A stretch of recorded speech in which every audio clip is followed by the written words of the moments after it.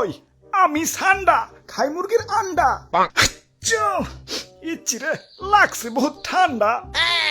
Saudi আরবে কফিলের যন্ত্রণায় 1971 সালে আমার দাদা পরদাদারা সৌদি ছেড়ে বাংলাদেশ এসে বসবাস শুরু করছিল। থ্যাংক ইউ দাদু। দাদা যদি সৌদি না ছাড়তো এতদিনে তো কফিলের ছেলেবেলের পেটে চলে যাইতাম। সবুজ শ্যাবল বাংলাদেশে খুব রিল্যাক্সে আছি। না আছে কফিলের যন্ত্রণা, না আছে মরুভূমির যন্ত্রণা। কি আনন্দ আকাশে বাতাসে। মন্ত্রী, ওই মন্ত্রী, আরে ওই মন্ত্রী। জি জি হুজুর। সারাদিন টিকটক দেখ লইব, রাত সবার কাম করবো কেঠা? তোমার জেঠা। আরে হুজুর দেখেন না, নেট দুনিয়া তো পুরাই ঠান্ডাময়। আপনি তো পুরাই ভাইরাল হয়ে গেছেন। নেটে ঢুকলেই খালি আপনার ছবি। কি কো তাই নাকি? কিরে ফোন দিল কেনা? হ্যালো, কে? ও সময় টিভি ইন্টারভিউ দিতে হইব। বাহ ভালোই তো। আচ্ছা ঠিক আছে। আবার কেনা? হ্যালো, কে? নিউজ 420 কি? আপনার চ্যানেলও ইন্টারভিউ দিতে হইব? আচ্ছা আচ্ছা ঠিক আছে। হ্যালো, না না না, ইন্টারভিউ দিতে পারব না, ব্যস্ত আছি। হাই হাই, ও নো, এই ফোনের উপরে ফোন আইতাছে। ধুর, ভাইরাল হয়ে যন্ত্রণায় আছি। ফোনের পর ফোন। এই বাঙালি নিউজ রিপোর্টার কি খাইয়াতে কোনো কাম নাই।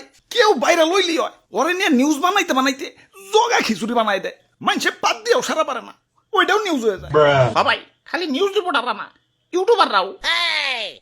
তাই ভাইরাল হয়ে ভালোই লাগতাছে। নিজের পুরো মেগাস্টার ফিল হইতাছে। সাকিব খান রে ফোন দিয়ে ক বরবাদ টুতে যেন আমারে রাখে। আরে হুজুর, খবর কিছু রাখেন। বরবাদ টুতে আপনারা রাখবো, নিশ্চয় রাখবো।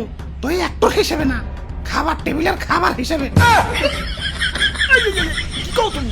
হ্যাঁ, দেশে ঠান্ডা ভাইরাল হওয়ার পর থেকে দেশের পাবলিকরাও আমাকে ধরে ধরে খাওয়া শুরু করছে। অনেকে তো ঠান্ডা ভেবে বেচারা ঘুষাবেও ছাড় দিতেছে না, ঘুষাবও খাইতেছে।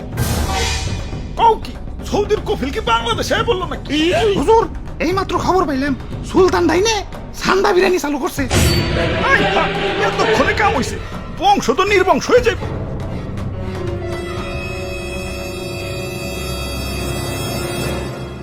না, অনেক হয়েছে, আর না। এর একটা ভিত করুনি লাগবো। মন্ত্রী, আমার সৈন্যদের প্রস্তুত করো। যা যা আছে সব কিছু নিয়ে এয়ারপোর্টে হাজির হও। দেশ ছেড়ে পলাই তুইব। গুসাব, তোমরাও চলো। যে দেশে ইন্টারনেট নাই ওই দেশে যাবো।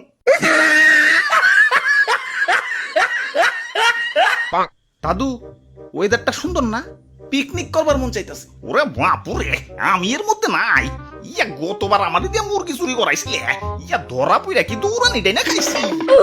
এই বুড়া বয়সে আমি আর দৌড়ানি খাইতে চাই না। আরে দাদু, এত ব্যাকডেটেড হলে চলবো?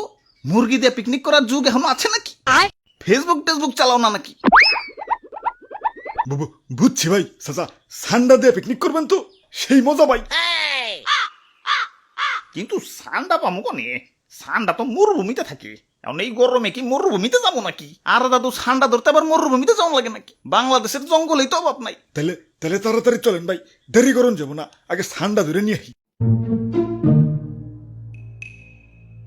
ইয়া কই, ইয়া দূর দূরান্ত তো কোনো সান্ডা দেখতাছি না। খারাপ, ওই দিকটা একটু দেখে আহি। ধুর, সান্ডার আন্ডাও তো খুঁজে পাইতেছি না। চলো দাদু, পোল্ট্রি দিয়ে পিকনিক করি গে। আরে দাদু, পাইছি, ধরছি আলারে। আমি একা ধরে রাখবার পারতাছি না। দাদু তাড়াতাড়ি হো। ভাই ভাই, শক্ত করে ধরেন, সাইরেন না ভাই, সাইরেন না। ওরে বাপুরে, আইট করে ধরো। দাদু তাড়াতাড়ি হো। শরীর অনেক শক্তি, একা ধরে রাখবার পারতাছি না।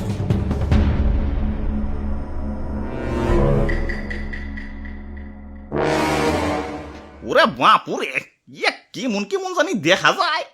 ইয়া কুমির মনে হইতাছে না? আরে দাদু, কি যে কও, কুমিরে তো ছোট নাকি? হা ঠিকই তো। ওরে বাপুরে, ইয়া কুমির তো ছোট না, কিন্তু কুমিরের বাচ্চা কইলাম ছোটই। তে কাম হইছে। কুমিরের বাচ্চা যখন আছে, আশেপাশে কুমিরের গার্জেনও আছে। বাবু, গার্জেনটা কিছু করো না, ললিপপ কিনে দিন। আমি যাই, গার্জেন হার আগে এইটা বলি। ভাই গার্জেন হয়ে পড়ছে।